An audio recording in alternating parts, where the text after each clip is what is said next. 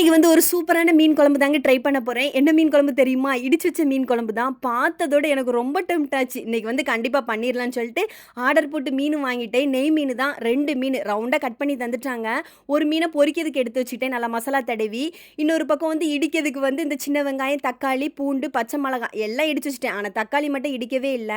அதுக்கப்புறம் கடாயில எண்ணெய் ஊத்தி அதில கடுகு, வெந்தயம் அது பொரிஞ்சதோட அப்படியே இடிச்சு வச்சிருந்த பூண்டு, பச்சை மிளகாய், வெங்காயம் நல்லா வதக்குனதுக்கு அப்புறம் இது கூட தக்காளியும் சேர்த்து போட்டு நல்லா வதக்கி எடுத்து, அப்புறம் இந்த மல்லித்தூள், மஞ்சள் தூள், வத்தல் தூள் எல்லாம் போட்டு எடுத்து அதையும் நல்லா வதக்கி எடுத்து, தேவையான அளவு தண்ணிய ஊத்தி, புளியும் கரைச்சு விட்டு, நல்லா கொதி வந்ததுக்கப்புறம் மீனையும் இறக்கி விட்டு, உப்பையும் போட்டு ஒரு 15 நிமிஷம் மூடி வச்சுட்டேங்க. அப்பதான் அந்த மசாலா எல்லாம் மீன்ல பிடிச்சு ரொம்ப நல்லா வருமா மீன் குழம்பு. அதுக்கப்புறம் தொறந்து பார்த்தா வேற லெவல்ல மீன் குழம்புங்க. மணமும் சூப்பரா இருந்து, கருவேப்பிலையும் போட்டு எடுத்து மீன் குழம்பு வச்சு சாப்பிட்டு பார்த்தா, இடிச்சு வச்ச மீன் குழம்பு அப்படி இருந்துங்க.